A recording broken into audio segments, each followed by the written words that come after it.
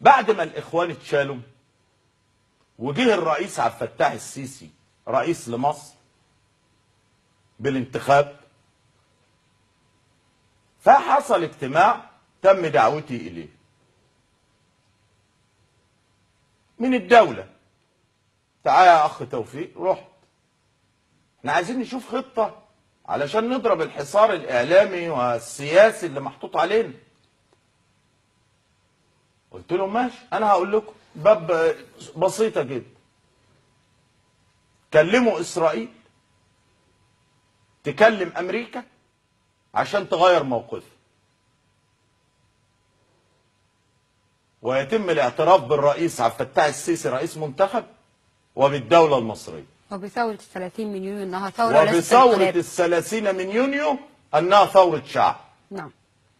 فاللي قاعدين قال لك انت بتخرف. قلت له يا عم اسمع اللي بقول لك عليه، جرب مش هتخسر حاجة.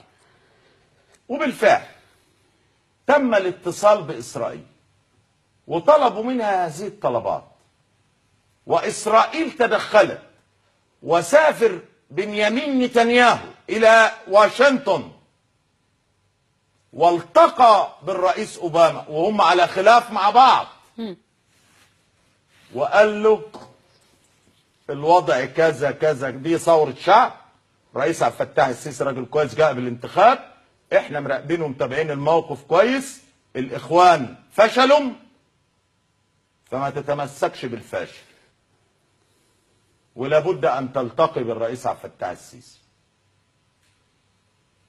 قال له حاضر، هلتقي بالرئيس عبد الفتاح السيسي اثناء اجتماعات الامم المتحده. الذي رتب لقاء الرئيس عبد الفتاح السيسي مع الرئيس اوباما على هامش اجتماعات الامم المتحده هو بنيامين نتنياهو. وانا بقول معلومات ومع الوثائق اللي بتاكدها. وبدأ الموقف الامريكي يتغير.